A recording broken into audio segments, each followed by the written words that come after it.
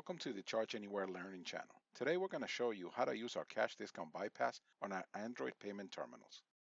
From the QuickSell application home screen, tap on QuickSell, enter the amount you wish to charge.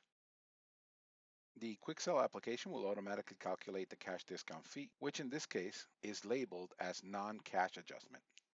If you do not wish to include the cash discount fee onto this transaction, tap on the three little dots on the upper right-hand corner. From the drop-down menu, tap on Bypass and the name of your cash discount label. In this case, we are using non-cash adjustment, but this could be labeled as something else.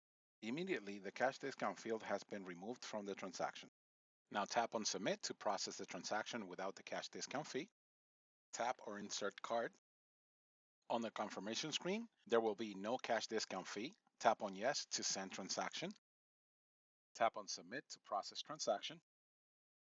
Once the transaction is complete, tap on OK. Tap on QuickSell again to process another transaction. The cash discount fee will return automatically on the next transaction, and you can also waive it again by following the previous steps.